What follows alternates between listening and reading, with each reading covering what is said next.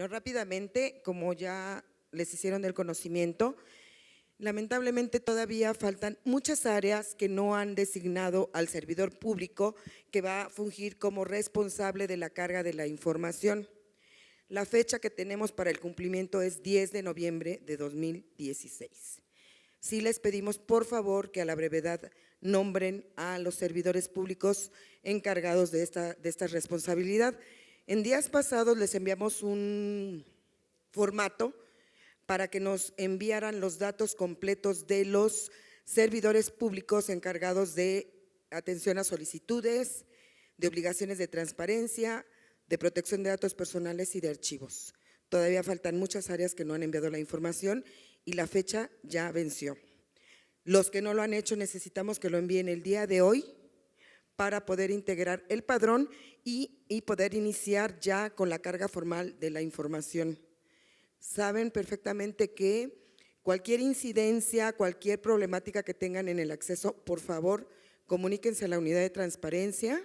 Correos electrónicos los conocemos todos, se los repito, transparencia@ina.gov.mx, capacitación-pnt@ina.gov.mx y obligaciones de transparencia-pnt@ina.gov.mx.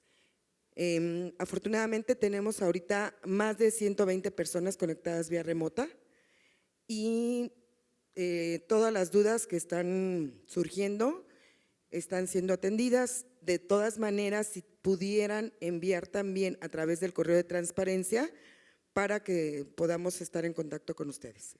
Gracias.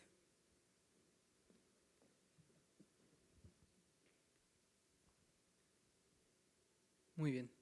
Bueno, pues una vez lo anterior, vamos a continuar con esta exposición. Nos quedamos en el tema de la denuncia, ya veíamos en qué casos se van a desechar. Se va a desechar el trámite de la denuncia porque precisamente no corresponde a una denuncia, sino a otros temas, ¿no? Ahora, vamos a entrar al tema de clasificación de la información, que como les decía desde un principio, es creo que la parte, si no más interesante, sí que tiene sus características especiales que requieren una atención. Y es precisamente que les pido que en este tema, que es donde, por la experiencia de otros cursos, donde surgen varias dudas, las vayan planteando en el momento que sí lo consideren prudente. La clasificación de la información tiene que ver precisamente con la excepción al derecho de acceso a la información pública. Como ya les había comentado, la regla en materia de transparencia y acceso a la información es que toda la información en poder del Estado se considera pública. El carácter de esa información es público. Entonces, solo de manera excepcional puede clasificarse la información pública como reservada o confidencial. Y eso precisamente se guía o se rige por el principio de máxima publicidad de la información, que quiere decir que toda la información generada, aquí hay que poner atención, toda la información generada, obtenida, adquirida, transformada o en posesión de cualquier sujeto obligado en el ámbito federal es pública. Entonces no es solo la información que generemos, sino es la que obtengamos, la que por cualquier comunicación que exista entre otros sujetos obligados esté en nuestros archivos, estamos obligados a atender una solicitud que tenga que ver con esa información, no solo con la que estamos generando, sino toda aquella información que esté en nuestra posesión, es decir, en la posesión de los archivos públicos. Entonces, toda esa información se considera pública y de manera excepcional puede clasificarse como reservada o confidencial. Ya veíamos que constitucionalmente se reconocen dos causas genéricas de clasificación, es decir, que la información pública se va a reservar por causas de interés público y seguridad nacional. La característica de la reserva de información es que es temporal, únicamente por el tiempo que establece la ley, que vamos a ver más adelante cuál es esa temporalidad. Y la otra causal de clasificación o la otra excepción al derecho de acceso a la información pública es la confidencialidad de la información, que ya también les comentaba, es si se trata de datos personales de personas físicas o de información que es entregada con tal carácter por los particulares. Pero bueno, lo importante es identificar las dos causales que la ley establece como excepciones al derecho de acceso a la información pública, la reserva y la confidencialidad. ¿En qué consiste la clasificación de la información? Pues bueno, dice, en la misma ley se establece que la clasificación es el proceso mediante el cual el sujeto obligado va a determinar que la información en su poder actualiza alguno de los supuestos establecidos en la ley, alguno de los supuestos de reserva o confidencialidad. Entonces, es este procedimiento que cada sujeto obligado en el ámbito de su competencia ante una solicitud de acceso a la información debe llevar a cabo para determinar si la información que el particular está requiriendo es de carácter público en su totalidad, se puede reservar, ya sea, se puede clasificar ya sea como reservada o confidencial, y si es el caso, que amerite la elaboración de una versión pública, ¿no? Entonces, en eso consiste la clasificación de la información. Aquí las características principales de la reserva de la información que ya adelantábamos es que es de manera temporal. La reserva únicamente es temporal y es hasta por un plazo de 5 años, que se puede prorrogar hasta otros 5 años. Aquí importante es que no necesariamente se debe clasificar por los 5 años, sino que la ley dice hasta 5 años. Puede ser información que únicamente amerite reservarla por un año, 2 años, 3 años, si es el caso, hasta 5 años. Y la posibilidad de prorrogar ese plazo también hasta por otros 5 años. Y lo mismo, no necesariamente se tiene que prorrogar por los otros 5 años, se puede prorrogar por un año más, por 2, etcétera. Eso de acuerdo a las características propias de la información. Pero bueno, para llevar a cabo la reserva de la información, la autoridad, el sujeto obligado, está obligado a fundar y motivar la reserva, y agrega la ley, algo que no se contemplaba en la anterior ley de 2002, pero esta ley lo incorpora, es mediante una prueba de daño.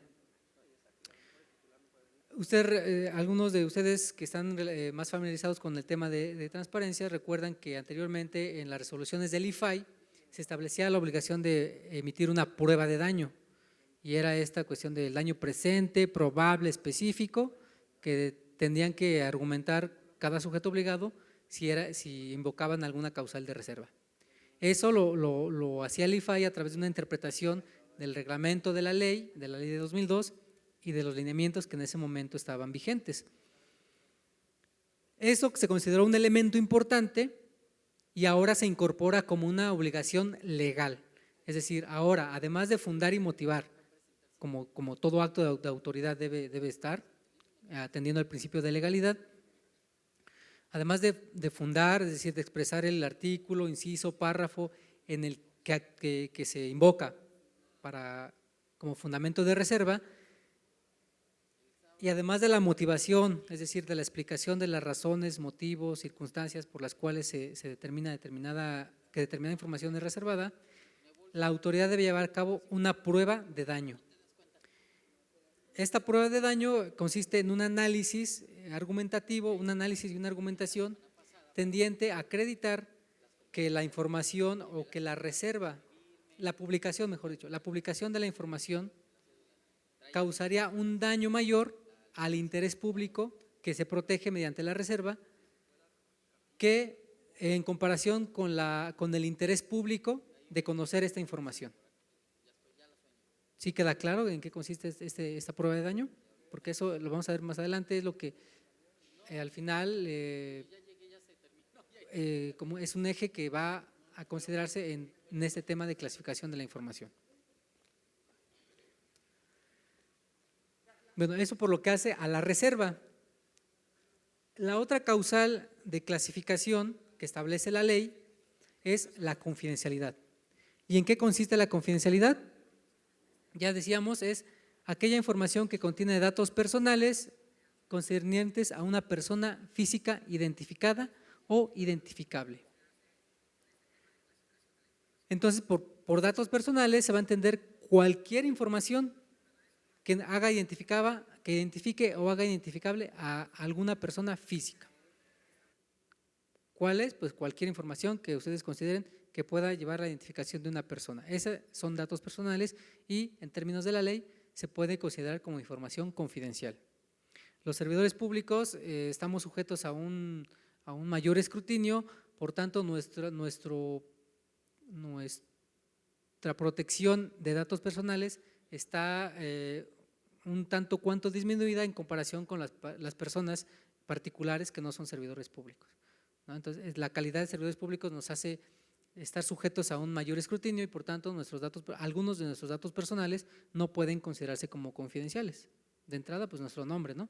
Nuestro nombre no puede ser información confidencial, aun cuando es un dato personal, por nuestra calidad de servidores públicos. Pero hay otra información que evidentemente va a ser información confidencial porque su divulgación no contribuye a la transparencia ni a la rendición de cuentas, ni tampoco abona o constituye una obligación de transparencia.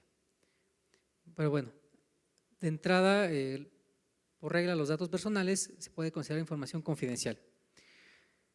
Y otro tema son los secretos, ahí bueno, queda corta la expresión, pero son los secretos bancario, fiduciario, fiscal, secreto postal, bueno, otros secretos que más adelante vamos a detallar, que tengan que ver, cuyo titular sean personas particulares y siempre y cuando no involucre el ejercicio de recursos públicos, porque si amerita o tiene que ver con el manejo de recursos públicos, entonces no se puede invocar o no se puede tratar de información confidencial. Pero bueno, se enuncia como parte de la información que puede clasificarse como confidencial y asimismo aquella que es entregada por los particulares a los sujetos obligados siempre y cuando tengan derecho a ello, es decir, siempre y cuando tengan derecho a considerar la información como confidencial. Aquí la característica es que su difusión solo es posible con el consentimiento expreso de su titular y a diferencia de la información reservada, esta no está sujeta a una temporalidad, es decir, se considera confidencial de manera permanente. No hay un plazo de que diga es confidencial hasta 5 años, como en el caso de la información reservada. Entonces, una vez aclarado en qué consiste la clasificación, cuáles son las causales de clasificación, vamos a ver cuál es el procedimiento de clasificación y vamos a empezar por identificar quién clasifica la información. Entonces, en primer lugar, tenemos que será o va a ser el titular del área el responsable de clasificar la información de conformidad con lo establecido en la Ley Federal de Transparencia y en la Ley General de Transparencia. Entonces, el titular del área o de la unidad que se identifique pueda tener la información que se está solicitando es el responsable de llevar a cabo la clasificación de la información, digamos en primera instancia. ¿Por qué digo en primera instancia? Porque recuerden que, también les comenté ya, la última palabra en el ámbito del sujeto obligado en materia de clasificación de la información o en materia de transparencia y acceso a la información, la última palabra la tiene el Comité de Transparencia. Pero bueno, se le da esta facultad al titular del área de llevar a cabo la clasificación de la información porque finalmente ellos son los que conocen la información y ellos podrían determinar si la información es pública o amerita ser clasificada o se puede entregar en versión pública, ¿no? Ellos son los que en primera instancia van a resolver la clasificación. Pero algunos principios en esta materia, en este tema de clasificación es que los titulares del área van a considerar lo siguiente: la carga de la prueba va a corresponder a los sujetos obligados, es decir, si el titular del área considera que la información es clasificada como reservado confidencial, a ese titular de área le va a corresponder acreditar o probar que esa información efectivamente puede considerarse como reservada o confidencial. Las causales o las hipótesis de clasificación se deben aplicar de manera restrictiva y limitativa.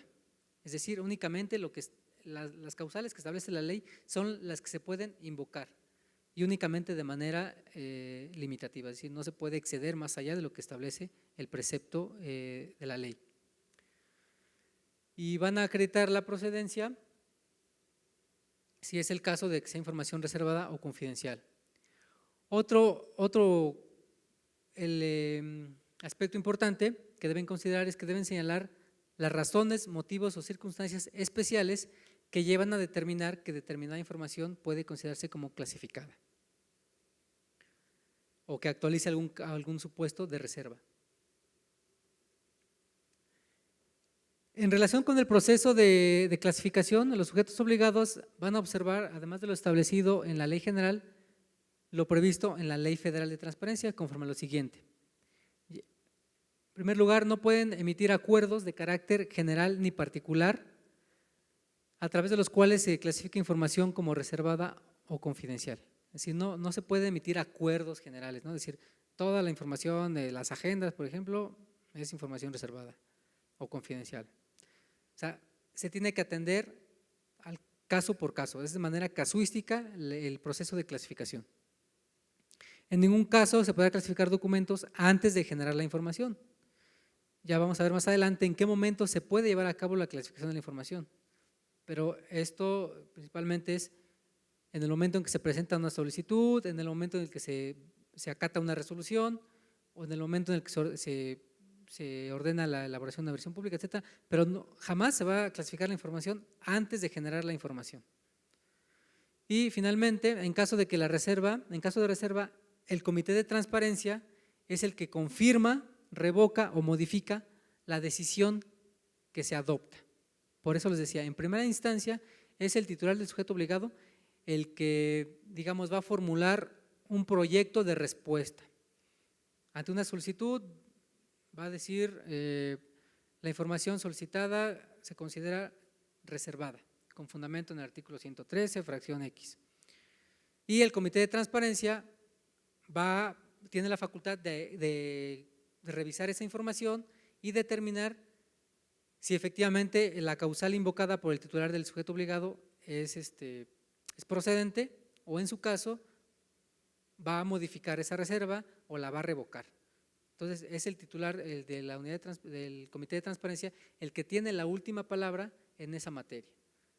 Si bien el titular del sujeto obligado es el que va en un primer momento a formular una respuesta, va a ser el comité el que va a confirmar, revocar o modificar esa respuesta que emite el titular del área. Y esa resolución que emita el comité se le va a transmitir al particular como respuesta a la solicitud de información que planteó. En el caso de que se considere información reservada o clasificada, se debe incluir una leyenda. Dice, los documentos clasificados en su totalidad o parcialmente deberán llevar una leyenda en la que se indique el carácter de la información, si es reservada, si es confidencial, la fecha de clasificación, el fundamento legal y en su caso el periodo de reserva. Es decir, si es información reservada, entonces se tiene que también establecer cuál es el periodo por el cual va a estar reservada esa información, que dijimos que era un plazo máximo de 5 años. Bueno, la clasificación podrá establecerse de manera parcial o total de acuerdo al contenido de la información. Hablamos de información clasificada de manera parcial y se relaciona directamente con el tema de las versiones públicas. Si es información en su totalidad clasificada, pues bueno, no va a meritar una versión pública y se va a tener que acreditar que la totalidad del documento o expediente es reservado. De lo contrario, tendría que darse una versión pública. Entonces, es una clasificación parcial la que se lleva a cabo. Y aquí, ¿en qué momento se lleva a cabo la clasificación? ¿Cuándo podemos clasificar la información?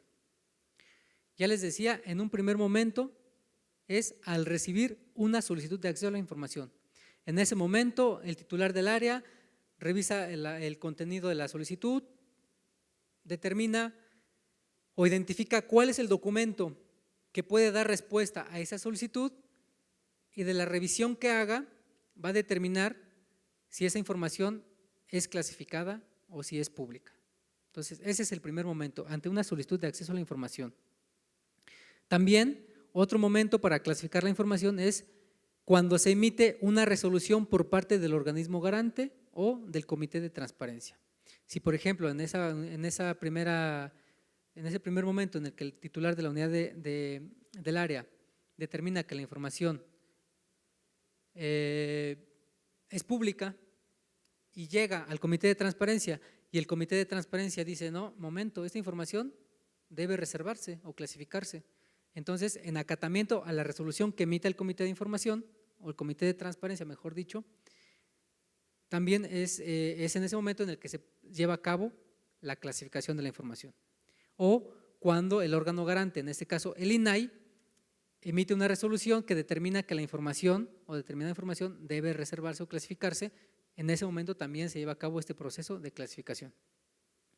Y otro momento es cuando se generan versiones públicas. Lo mismo, si el titular de la unidad del área determina que la información debe testarse, bueno, clasificarse en su totalidad y el comité de transparencia analiza el documento o el expediente y determina que ese documento o expediente puede entregarse en versión pública, es decir, testando solo determinada información, entonces en ese momento se va a llevar a cabo la clasificación de esa información que se teste del documento y se va a ordenar que la otra información se mantenga a disposición del público. Entonces es otro momento en el que se lleva a cabo la clasificación de la información. ¿Cómo se clasifica la información? Ya les adelantaba, no se puede establecer a través de acuerdos generales o particulares, sino de manera casuística, conforme al análisis caso por caso. Es decir, cada solicitud va a meritar un procedimiento, un proceso analítico por parte del titular del área, por parte del comité de transparencia, para determinar si la información puede ser clasificada o se trata de información pública en su totalidad. Entonces, cada solicitud se va a analizar de manera particular, atendiendo caso por caso. Lo importante que les decía es, en caso de que se trate de información reservada, se tendrá que acreditar mediante una prueba de daño, además de la fundamentación y motivación que todo acto de autoridad debe contener. Aquí el elemento que se agrega es la prueba de daño. Y además, esta clasificación se deberá realizar de conformidad con la Ley General de Transparencia, con la Ley Federal de Transparencia, con la Constitución y atendiendo también los lineamientos que emite el Sistema Nacional de Transparencia, que ya veíamos, los lineamientos en materia de clasificación y desclasificación. Ahora, más adelante, bueno, ya enseguida me parece bien una definición de qué es una prueba de daño y a partir de ahí vamos a poner algún ejemplo, ¿no? Exactamente, miren. Bueno, entonces ya veíamos, es el cómo llevar a cabo la clasificación, caso por caso, mediante prueba de daño y atendiendo los principios, criterios y disposiciones tanto de la Ley General como de la Ley Federal y las disposiciones de los lineamientos generales en materia de clasificación que emite o que ya emitió el Sistema Nacional de Transparencia. ¿Qué se entiende por prueba de daño? Bueno, la misma ley nos da una definición de prueba de daño y nos dice que es la argumentación fundada y motivada que deben realizar los sujetos obligados tendiente a acreditar que la divulgación de la información lesiona el interés jurídicamente protegido por la normatividad aplicable y que el daño que puede producirse con la publicidad o publicación de la información es mayor que el interés de conocerla. Entonces, habría que ir desmenuzando este concepto. De entrada, dice acreditar que la divulgación de la información lesiona el interés jurídicamente protegido por la normatividad aplicable. En el artículo que establece las causales de reserva, precisamente vamos a identificar cuál es el interés jurídicamente protegido de acuerdo a esta Ley Federal de Transparencia. Entonces, una causal o hipótesis de clasificación o de reserva de la información es aquella información cuya divulgación pueda poner en riesgo la seguridad nacional, la seguridad pública o la defensa nacional. Entonces, el interés que jurídicamente protege ese precepto de la ley es precisamente la seguridad nacional, la seguridad pública o la defensa nacional. Ese es el interés, o sea, digamos, los temas de clasificación o las hipótesis de clasificación son los intereses jurídicamente tutelados en materia de reserva de la información. Son valores jurídicos que deben, o se considera deben protegerse, deben reservarse, porque su divulgación puede poner en riesgo precisamente ese valor o interés jurídico protegido. En este caso, el ejemplo que ponemos de seguridad nacional, defensa nacional o seguridad pública. Entonces, ya tenemos cuál es ese interés jurídicamente protegido por la normatividad aplicable. En esta prueba de daño debemos argumentar de manera fundada y motivada que, o más bien argumentar y acreditar que la divulgación de esa información, que el daño puede producir, que el daño que la publicación de esa información es mayor al interés de conocerla. Es decir, en temas de seguridad nacional, aquellas instalaciones instalaciones estratégicas o que se consideran estratégicas, conocer, no sé, su ubicación específica, su infraestructura, no sé, elementos cuya divulgación puedan dañar el interés jurídicamente protegido, que es la seguridad nacional,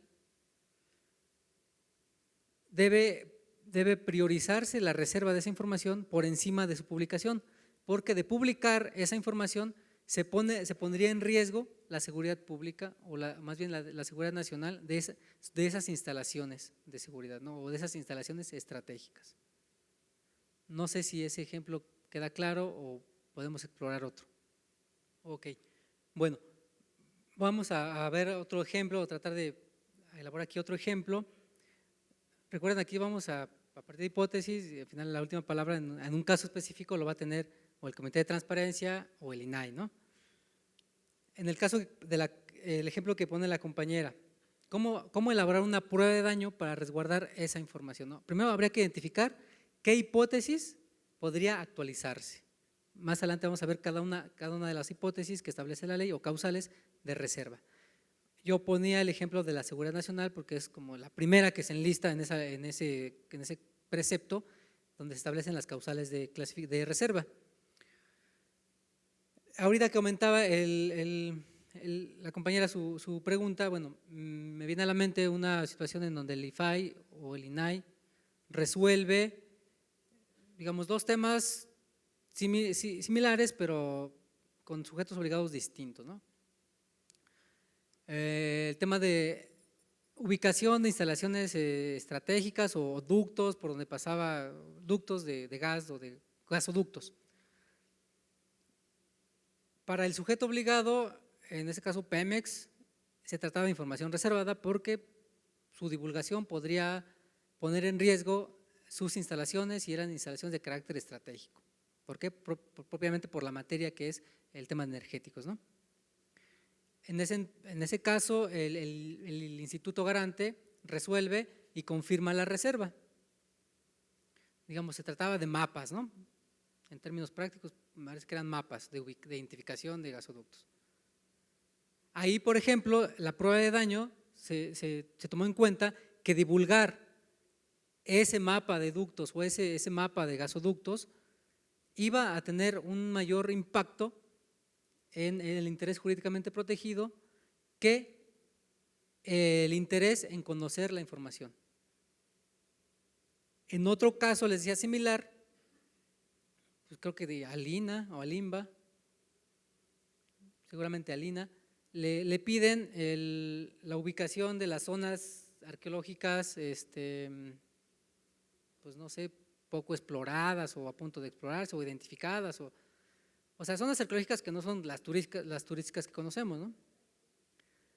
Pero en ese caso, por ejemplo, aunque el INAH consideraba que era información que tendría que reservarse, el Instituto Garante resuelve en otro sentido, dice, no, es información que no acredita la causal de reserva que se invocó, es que no recuerdo cuál fue la causal, pero es un caso, digamos, donde también implicaba un mapa de identificación de algunas determinadas zonas arqueológicas, y en ese caso no fue suficiente la prueba de daño o la argumentación que el sujeto obligado expuso para convencer, digamos, sí, convencer al Instituto Garante de que la información debía reservarse. Aquí, digamos, la prueba de daño no se acreditó que la publicidad de esa información iba a generar un daño mayor al interés público en conocerla. Fue al contrario, el interés público en conocer esa información era mayor a mantener el resguardo de esa información.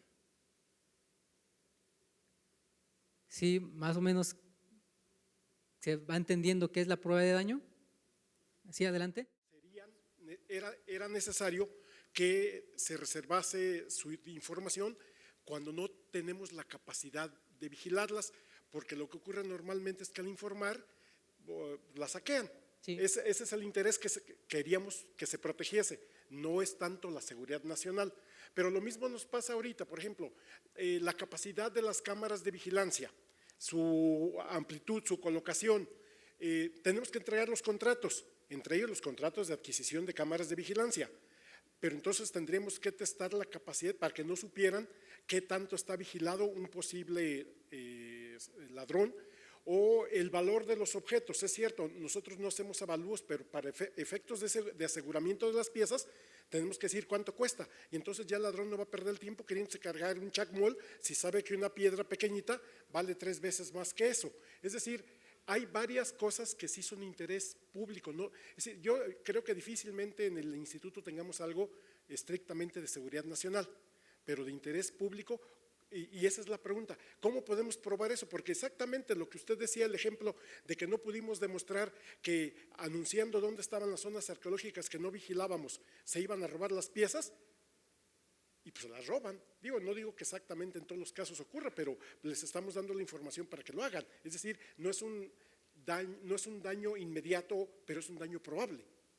Entonces, esa es por ahí mi duda, por eso cuando le preguntaba ejemplos de prueba de daño, cómo aterrizarlas en nuestras condiciones, porque por ejemplo, algún museo que va con mucha frecuencia el presidente a visitarlo, clasifica sus planos, pero no podemos clasificar, por ejemplo, las salidas de urgencia o esas cosas. Es decir, esa es la parte, yo insisto, a lo mejor aquí un abogado puede hacer las cosas mejor, pero como yo no lo soy y la mayoría de los que luego nos toca estar revisando los papeles, los responsables de transparencia, la mayoría sí son, pero tenemos algunos, o los sujetos obligados, que los titulares de las áreas pues son arqueólogos, historiadores, antropólogos, etcétera.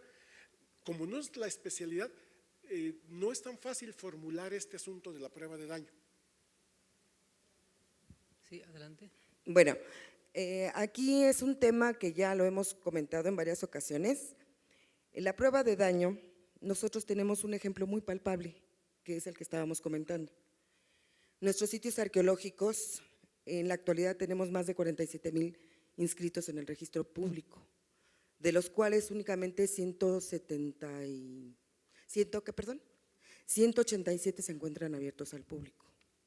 Imagínense la cantidad de sitios que no cuentan con protección.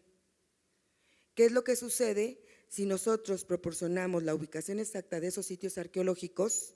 Estamos exponiendo el patrimonio, ¿sí?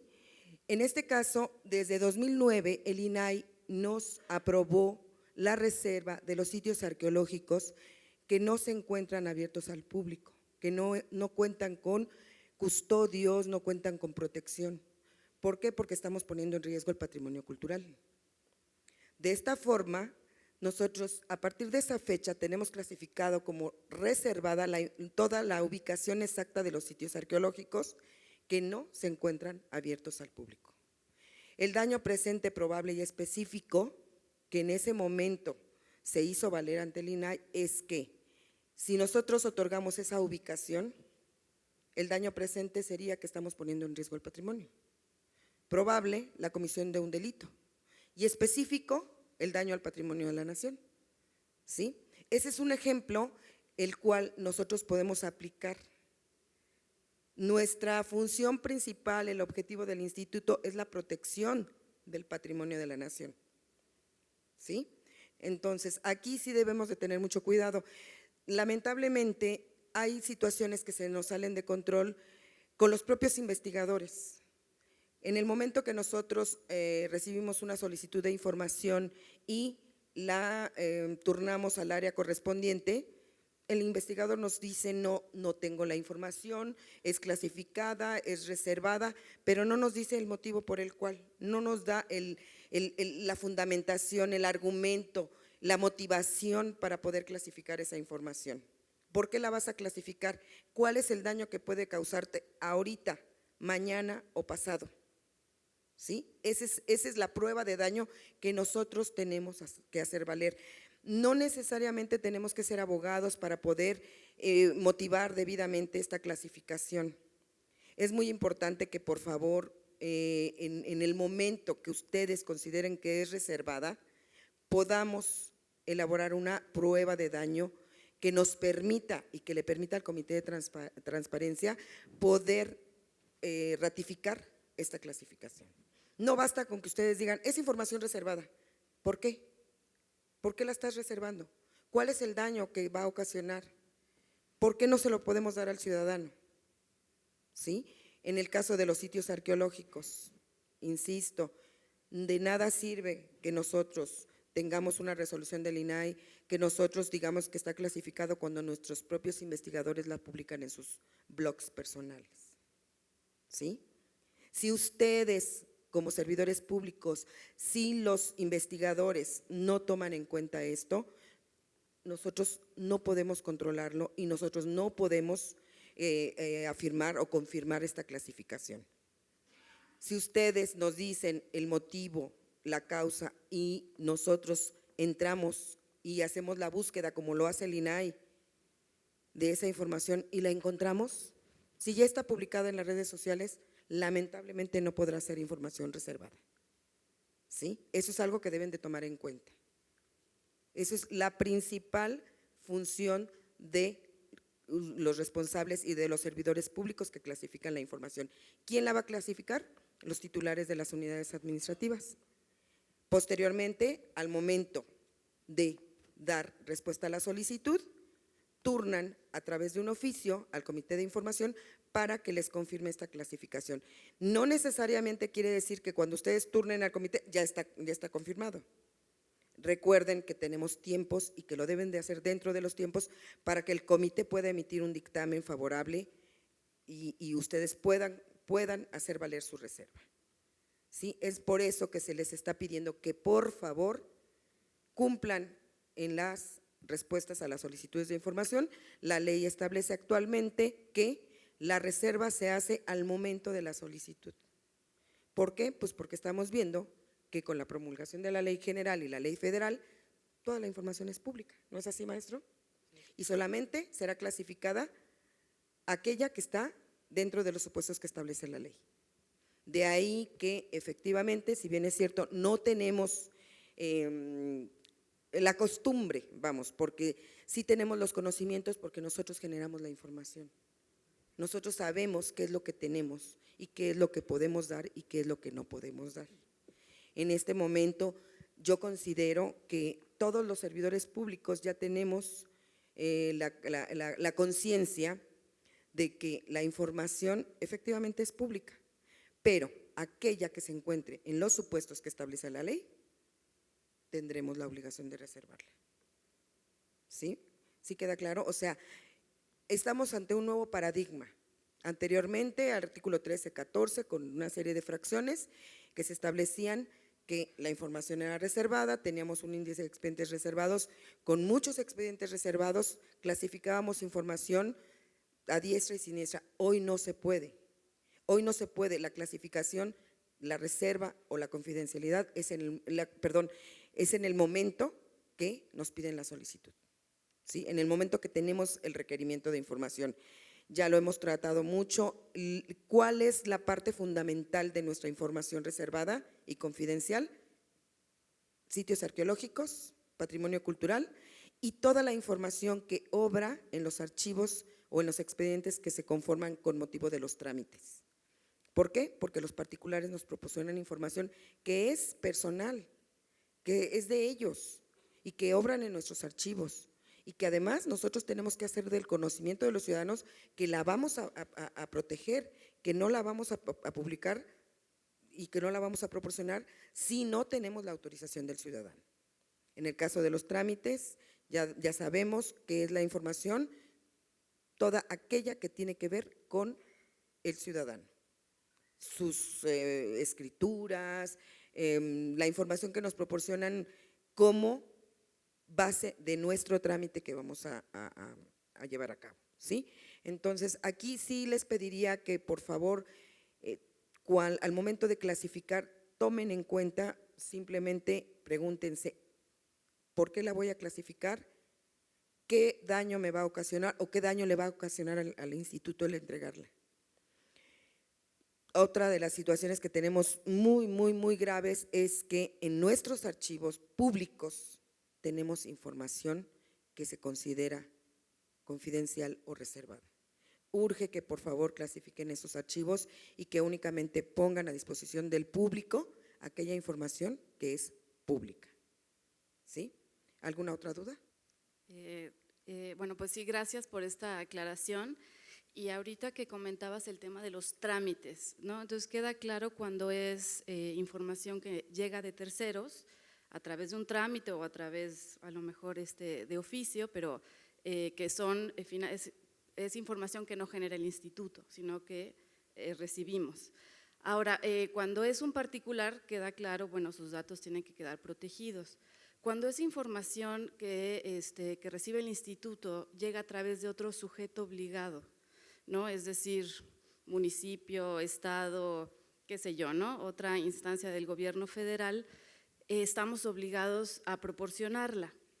En el caso específico, yo estoy en la Coordinación Nacional de Monumentos Históricos, recibimos muchos proyectos que tenemos que normar, dictaminar, etcétera, y sí hemos recibido inquietudes acerca de no publicitar esa información porque está a lo mejor en proceso una licitación pública que no genera el INA, o sea, digamos que no depende del INA, sino de esta otra instancia, porque hay datos en esa información que nos están dando o en el proyecto o en los mismos planos arquitectónicos que este sujeto obligado considera reservados, o sea, otro. El INA y nosotros en particular, Monumentos Históricos, digamos, ¿cómo podemos responder ante estas solicitudes? Aquí ya nos ha quedado claro que la única información confidencial que es susceptible de protegerse es la que corresponde a personas físicas, ¿sí? Si estamos hablando de empresas o personas morales, personas físicas con actividad empresarial, estamos hablando de información pública porque la información obra en registros públicos. En el caso de la información de sujetos obligados, evidentemente también estamos ante la situación de que por ser sujetos obligados, ellos ya deberían haber clasificado la información antes de proporcionarla, ¿sí? Si nos van a entregar, no sé, un proyecto y ese proyecto todavía tiene que ver con alguna licitación que se encuentra en proceso y demás, ellos tienen la obligación de clasificarla. Ya tuvimos un caso informar al INA la clasificación. Siempre que recibimos información o documentación para trámites de otros sujetos obligados, estos sujetos obligados deben de entregarla clasificada.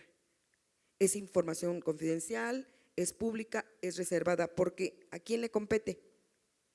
Al sujeto obligado, al responsable de la unidad administrativa que realiza el trámite, ¿sí? Les comentaba, tuvimos un caso en una entidad, en un estado, en el que, bueno, decía que el gobierno del estado tenía clasificada la información y que no era posible. Y nos entregó un oficio del gobierno del estado. Lamentablemente sabemos, los que ya tenemos experiencia con la atención a solicitudes de información, es que el ciudadano también la hizo al gobierno del estado. ¿Y qué creen? Que el gobierno del estado sí se la dio. Sí se la dio, le dijo que era pública, cuando a nosotros nos estaba diciendo que era reservada. Entonces es muy importante que cuenten con el documento firmado por el sujeto obligado en el que se está señalando la clasificación. De ahí que la nueva ley establezca que necesariamente debe de haber una resolución del Comité de Transparencia de la dependencia en el que se confirme la clasificación. No basta con que nos manden un oficio. A ver, ¿dónde está la resolución de tu comité? De lo contrario, es información pública. Si no tenemos esos documentos, no podemos proteger la información del otro sujeto obligado. ¿Qué pasa?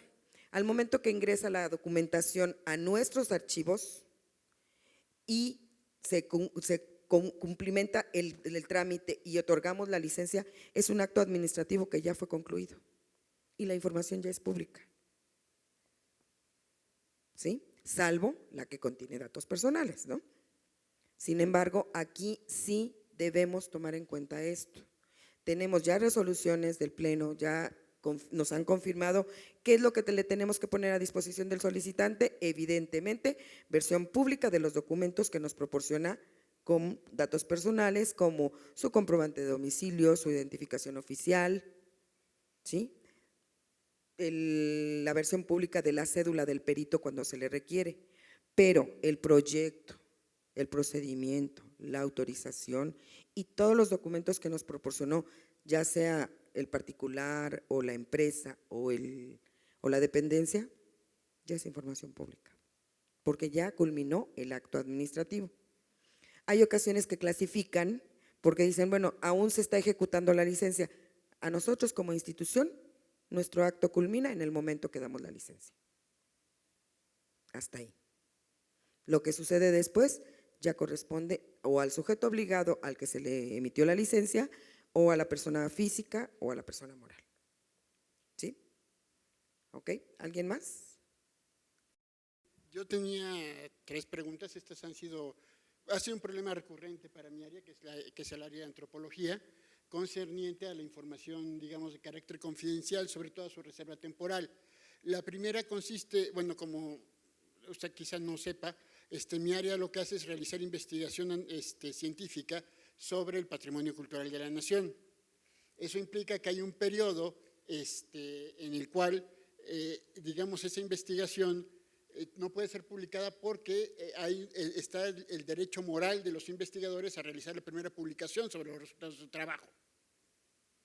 Esto es un estímulo necesario para fomentar ese tipo de investigación, pero nos ha sido difícil establecer en qué momento y de qué manera se puede hacer esta reserva, que desde luego es temporal. Una vez que los resultados sean publicados, es información de carácter pública, por definición. La segunda compete a nuestras dificultades con los peritajes. Nosotros entregamos el peritaje a la Corte. Nosotros no recibimos peritajes privados. Y cuando hay un peritaje privado, le damos a la persona lista de investigadores con los cuales privadamente puede hablar y sacar su peritaje privado. Pero nosotros solo respondemos a la Corte. Pero no nos queda claro, y hasta el momento la Corte nunca nos ha informado, en qué momento podemos considerar ya la información pública. Es para nosotros un asunto muy complicado porque sí nos podría meter en problemas legales graves hacer público un peritaje o incluso una opinión judicial, porque no todas son peritajes, antes de que la Corte lo permita. Y la tercera tiene que ver con las comunicaciones privadas de los informantes. Esta es la menos frecuente, pero sucede ocasionalmente. Es decir, el informante nos dice cosas, el informante que es un particular, un indígena o un historiador o un particular, nos dice cosas y nos permite revelar parte de esta información en público. Es decir, puedes hablar de la ceremonia sagradísima, pero no puedes decir dónde es, porque no quiero que los infieles visiten el paraje sagrado. Entonces, desde luego, lleva a nuestro investigador allí, el investigador sabe dónde es, pero no puede decir dónde es porque prometió no decir dónde es. Entonces, nosotros hemos tenido problemas para más o menos tratar de establecer un sustento legal para reservar esa información. En un caso incluso, el último, para considerarla absolutamente confidencial.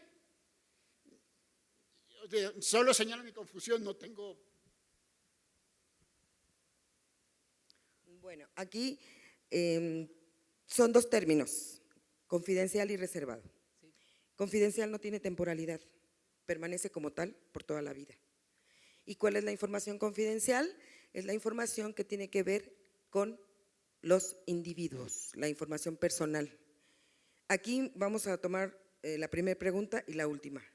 Efectivamente, la información que le están proporcionando estos informantes corresponde a información de carácter étnico o racial, a costumbres, a la vida propia de la comunidad, y esa información es clasificada como confidencial, ¿sí? Y debe de obrar en un sistema de datos personales que ustedes tienen que registrar en el sistema de datos personales, ¿sí? Si ustedes no lo tienen registrado, no tenemos manera de verificar si efectivamente esa información puede considerarse como confidencial. ¿Sí? Estamos hablando de dos cosas. ¿No es así, maestro? Así es. Perdón, el segundo caso que hablamos de reservado es lo que ya habíamos comentado. Y aquí hay una problemática en el instituto que afortunadamente a lo largo de este tiempo que estamos platicando con ustedes, todo lo que tiene que ver con transparencia, si bien es cierto que los investigadores realizan sus actividades de investigación y que tienen que protegerlas, pues también lo es que son actividades que se llevan a cabo con recursos públicos y que tienen la obligación de reportar, ¿sí? No podemos estar por encima de una ley, sino tomar como base en nuestra Constitución la ley general y la ley federal. Ya afortunadamente es en el menor de los casos, los investigadores saben perfectamente que sus informes parciales, sus informes que son presentados ante las instancias, no sé ustedes ante quién lo presenten. ¿Ok? En el momento que ustedes clasifican la información, pues tienen que señalar la prueba de daño. Pero también recuerden que son actividades que realizan con recursos públicos y que tienen que dar cuenta de estos recursos públicos. Les hemos platicado infinidad de circunstancias y de situaciones en las que nos niegan la información, pero además son investigaciones que tienen 10, 15 años y no tenemos ningún informe y se niegan a entregar la información porque no hay tal información. Entonces, estamos obligados a reportar el ejercicio de los recursos públicos. ¿Sí quedó claro? ¿Sí?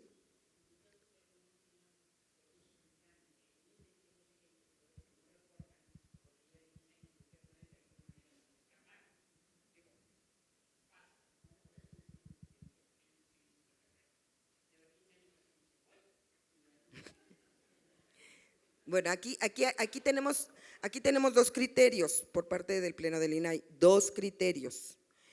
Cuando nosotros clasificamos por proceso deliberativo, hay dos criterios. Uno, en el caso de los trámites, no podemos declarar o reservar por proceso deliberativo porque no sabemos si efectivamente vamos o no a otorgar esa licencia. ¿Qué quiere decir? Si a mí me piden la licencia para llevar a cabo, no sé, una obra en una zona considerada monumentos históricos, tengo la solicitud, pero no tengo todavía la certeza que sí voy a otorgar la licencia. Me están pidiendo la licencia. No puedo clasificar por proceso deliberativo, porque no sé si la voy a entregar o no. En ese momento no existe, no está esa licencia, no hay licencia, ¿sí? En el caso de las investigaciones, no te puedo entregar el reporte final porque se encuentra en proceso deliberativo, ahí sí procede.